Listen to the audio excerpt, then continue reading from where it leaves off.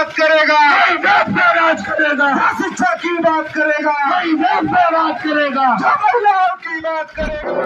अम्बेडकर ने संविधान में लिख करके सबको हक हिस्सा दिया, लेकिन संविधान को लागू करने का काम उन लोगों का है।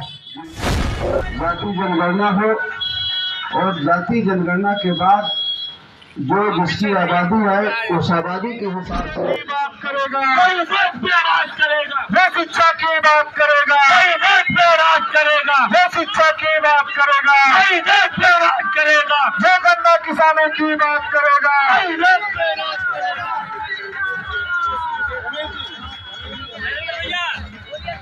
उपस्थित सभी साथियों, हमारे बीच में जन अधिकार पार्टी के प्रदेश अध्यक्ष भाई चंद्रशेखर पाल जी हैं, हमारे आपके बीच के साथी रमेश मौर्य जी, उमा जी, हमारे प्रदेश महासचिव रानी जी, बहुत सारे साथी हमारे इस यात्रा में आपके साथ हैं। साथियों, इस यात्रा का मकसद कि हमारे देश में जाति जनगणना हो और जाति जनगणना के बाद जो जिसकी आबादी है उस आबादी के हिसाब से हर क्षेत्र में सबको हिस्सेदारी मिले, भागीदारी मिले, चाहे वो जल जंगल जमीन का मामला हो, चाहे वो सरकारी नौकरियां हो या प्राइवेट सेक्टर की हो। हर क्षेत्र में इस देश के जो गरीब और कमजोर लोग हैं, पिछड़े हैं, किसान हैं, मजदूर हैं, अकलियत है, हर क्षेत्र में उनकी आबादी के हिसाब से उन्हें हिस्सा मिले। लेकिन ये हिस्सा देने का काम उन लोगों का है जिनको हम वोट दे करके सरकार में भेजते हैं, लेकिन आज़ादी के 76 साल बीत जाने के बाद भी उन्होंने आज तक हमें हक हिस्सा नहीं दिया है। उसका एक ही कारण है कि हम ऐसे लोगों को जिता करके भेजते हैं जो नहीं चाहते हैं कि देश का जो गरीब और कमजोर लोग हैं, पिछड़े हैं, दलित हैं, अकलियत है, कि उनकी बराबरी में खड़े हो सके, वो ऐसा कभी नहीं चाहते।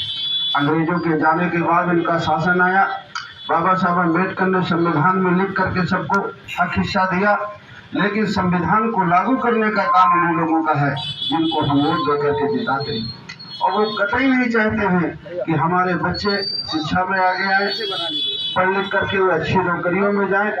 वो हमेशा गुलाम और लाचार बना के रखना चाहते हैं।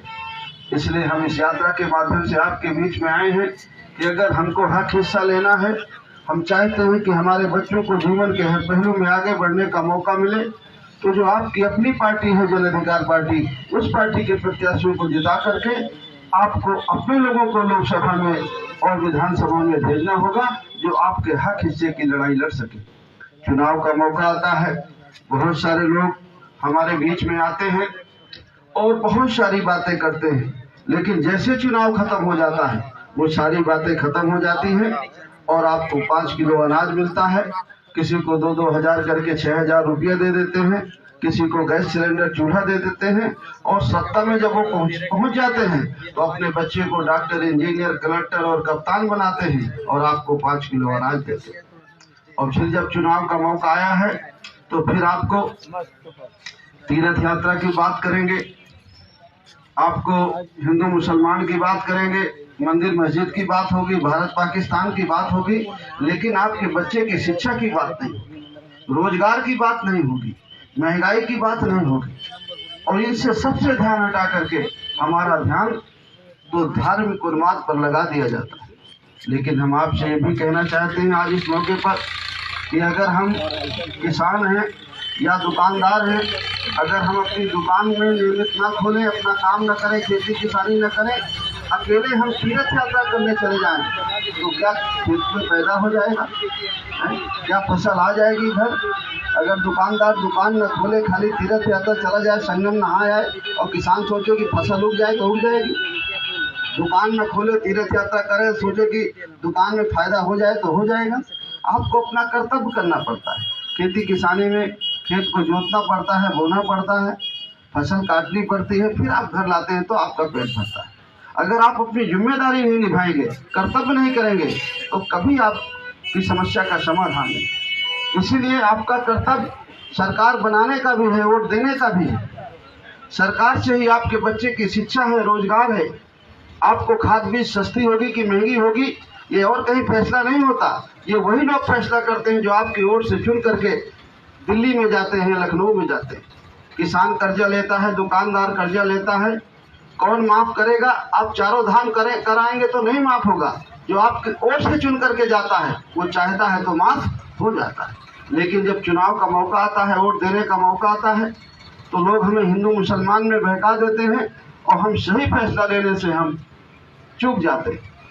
इसलिए अगर आपको अपने बच्चे की शिक्षा के बारे में, रोजगार के बारे में, हिस्सेदारी के बारे में सोचना है और लेना है, तो आपकी जो अपनी पार्टी है जन अधिकार पार्टी, उसको आपको जिताना। हम चाहते हैं, हमारे देश में दोहरी शिक्षा नीति है।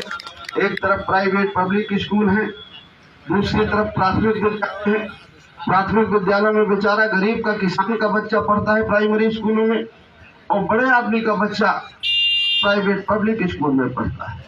जो और बड़े आदमी का है तो और बड़े स्कूल में पढ़ता है, लेकिन जो गरीब का बेटा है वो बेचारा प्राथमिक विद्यालयों में या छोटे मोटे प्राइवेट स्कूलों में पढ़ता है। और जब पढ़ करके गरीब का बेटा जाता है परीक्षा देने नौकरियों के लिए, और पब्लिक स्कूल का बच्चा जाता है, तो पहले ही वो हार मान लेता है किसान का बेटा जो प्राइमरी में पढ़ता है कि मैंने तो इंग्लिश मीडियम नहीं पढ़ी, मैंने तो ये पढ़ाई पढ़ी नहीं, तो वो बेचारा पहले ही हार मान लेता है। तो जन अधिकार पार्टी का मानना है कि गरीब का बेटा हो वो बेचारा कम सुविधा में पढ़ लेगा, टाटपट्टी में बैठ के पढ़ लेगा, स्टूल में बैठ के पढ़ लेगा।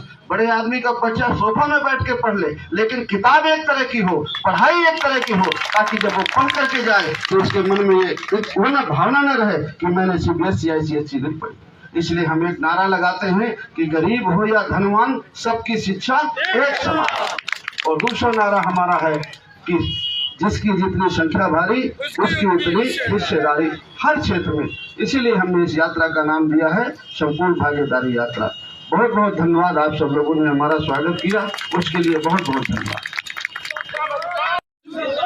जन अधिकार पार्टी जिंदाबाद, जिंदाबाद, जिंदाबाद।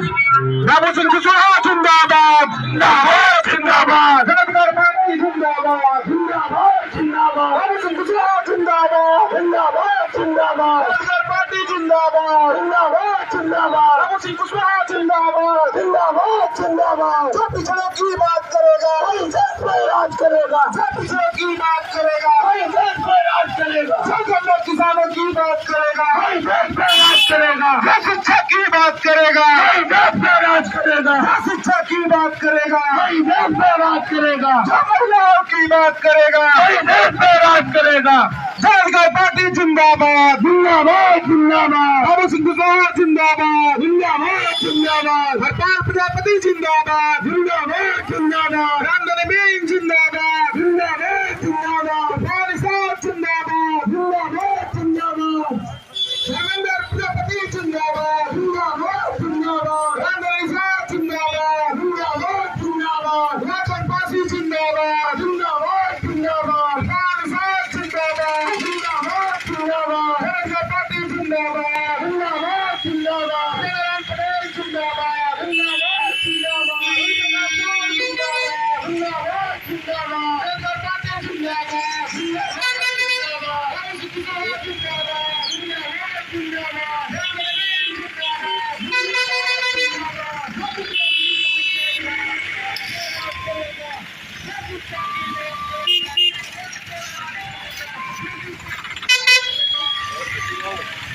बड़ा मत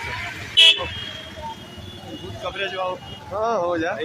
अरे भाई होना चाहिए चाहे जो भी हो। हाँ तब क्या न्यूज़ पटल पर आना चाहिए बाबू। आप लोगों के माध्यम से ही पब्लिक तक पहुंचती है, पहुंचाइए।